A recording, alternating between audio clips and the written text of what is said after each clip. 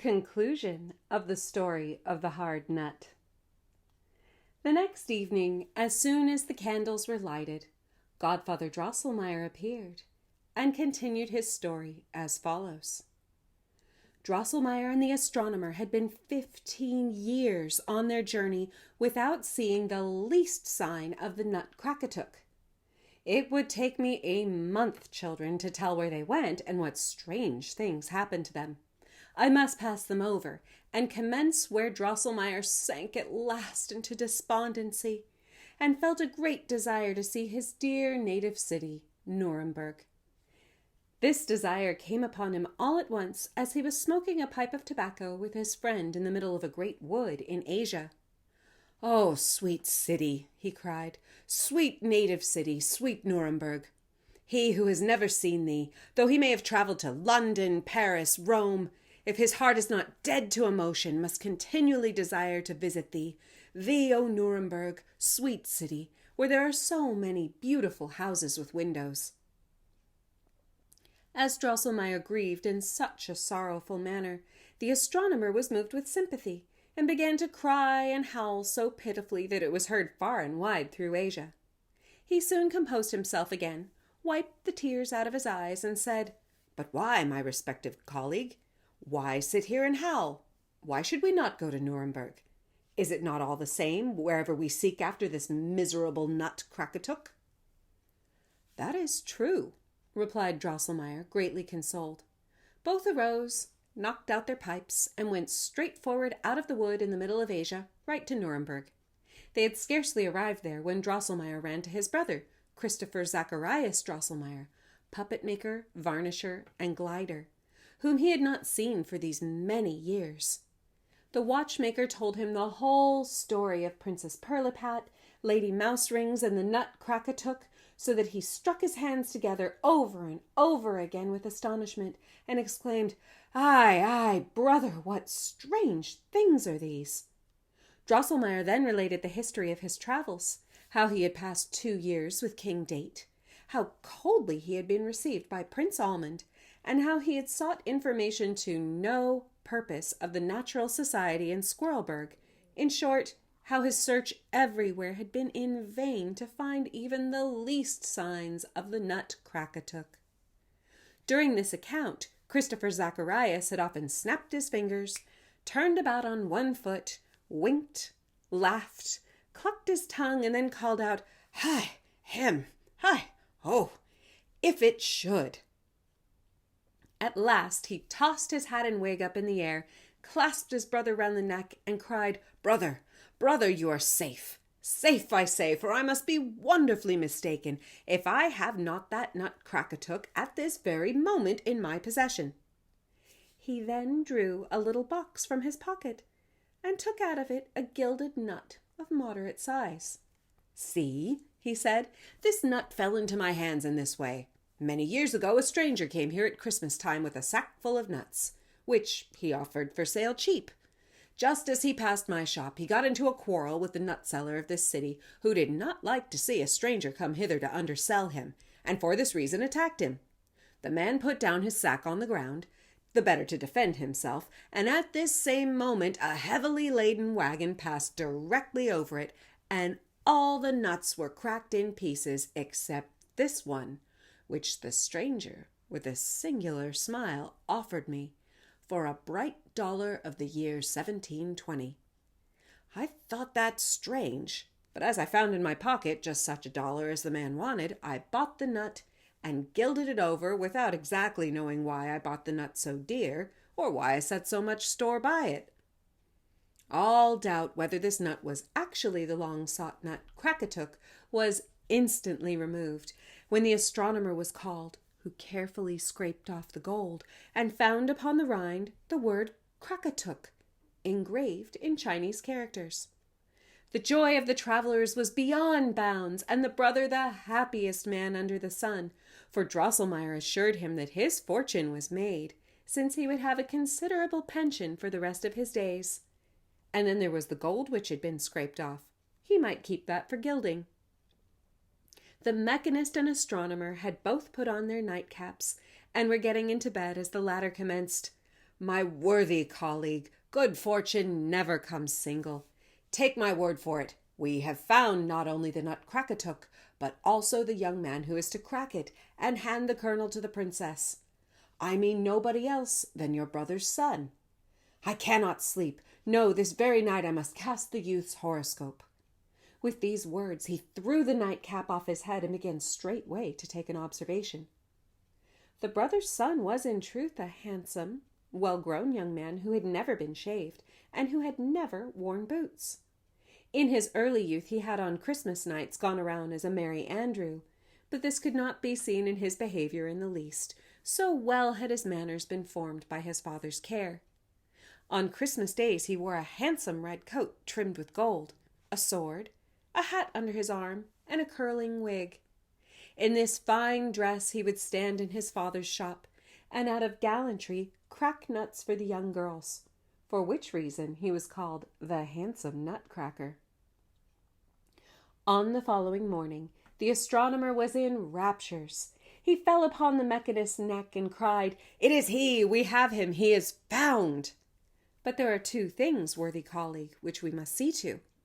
In the first, we must braid for your excellent nephew a stout wooden queue, which shall be joined in such a way to his lower jaw that he can move it with great force. In the next place, when we arrive at the king's palace, we must let no one know that we have brought the young man with us, who is to crack the nut Crackatuk. It is best that he should not be found for a long time. I read in his horoscope that after many young men have broken their teeth to no purpose, the king will promise to him who cracks the nut and restores to the princess her lost beauty, the princess herself, and the succession to the throne as a reward. His brother, the puppet maker, was highly delighted to think that his son might marry the Princess Pirlipat and become a prince and a king, and he gave himself up entirely to the hands of the two young travelers.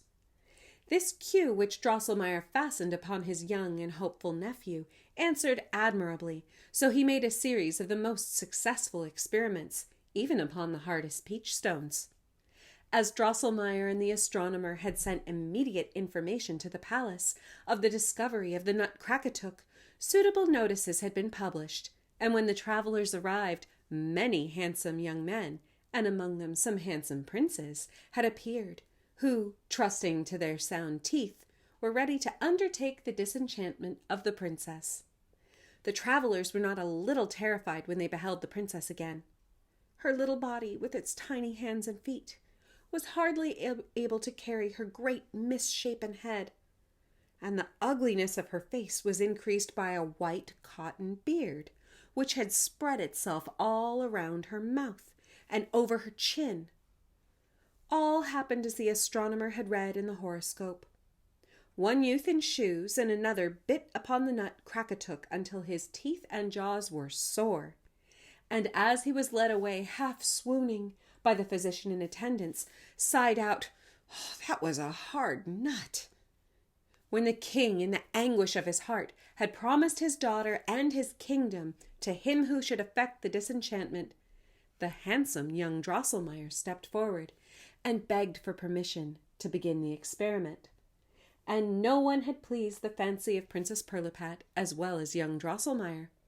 She laid her little hand upon her heart and sighed deeply. "Ah, if this might be the one who is to crack the nut Crackatuk and become my husband."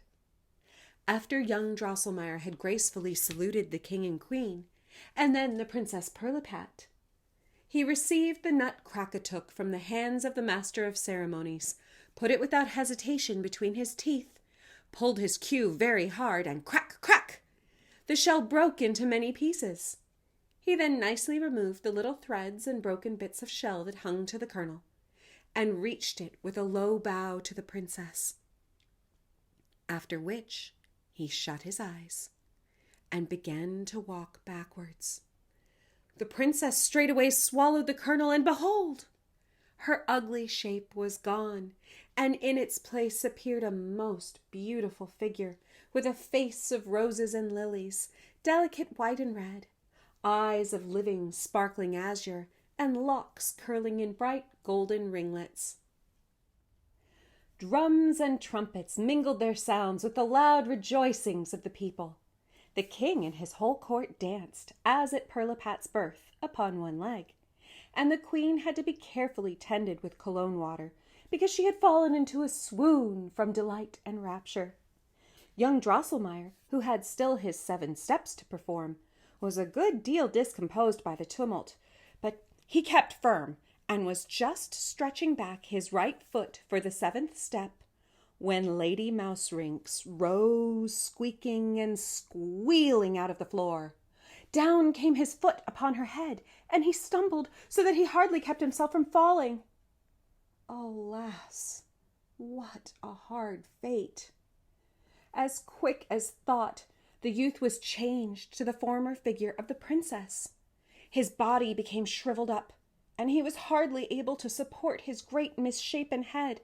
His eyes turned green and staring, and his mouth was stretched from ear to ear. Instead of his queue, a narrow wooden cloak hung down upon his back, with which he moved his lower jaw. The watchmaker and astronomer were benumbed with terror and affright, while Lady Mouserings rolled bleeding and kicking upon the floor. Her malice did not go unpunished, for young Drosselmeyer had trodden upon her neck so heavily with the sharp heel of his shoe that she could not survive. When Lady Mouserings lay in her last agonies, she squeaked and whimpered in a most piteous tone, "Oh, Crackatuk, hard nut! Hi, of thee I now must die. Sun with 7 crowns will bite Nutcracker at night. Sun with 7 crowns will bite Nutcracker at night, and revenge his mother's death. Short breath, which I must, die so young. Oh, agony, keek." With this cry, Lady Mouserings died, and the royal oven heater carried out her body. As for young Drosselmeyer, no one troubled himself any farther about him, but the princess put the king in mind of his promise, and he commanded that they should bring the young hero before him.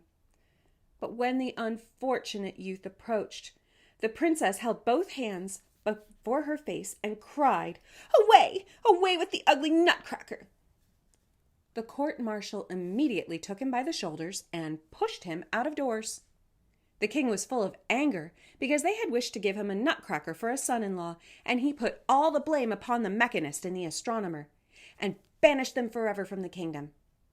This did not stand in the horoscope which the astronomer had set up at Nuremberg, but he did not allow himself to be discouraged. He straightway took another observation, and declared that he could read in the stars that young Drosselmeyer would conduct himself so well in his new station that in spite of his deformity he would yet become a prince and a king, and that his former beauty would return as soon as the son of Lady Mouserings, who had been born with 7 heads, after the death of her 7 sons, had fallen by his hand, and a maiden had loved him, notwithstanding his ugly shape. And they say that young Drosselmeyer has actually been seen about Christmas time in his father's shop at Nuremberg as a Nutcracker, it is true, but at the same time as a prince. This, children, is the story of the hard nut, and you know now why people say so often, "That was a hard nut," and whence it comes that nutcrackers are so ugly. The counselor thus concluded his narration. Maria thought that the Princess Pirlipat was an ill-natured, ungrateful thing, and Fred declared that if the Nutcracker were anything of a man, he would not be long in settling matters with the Mouse King, and would get his old shape again very soon.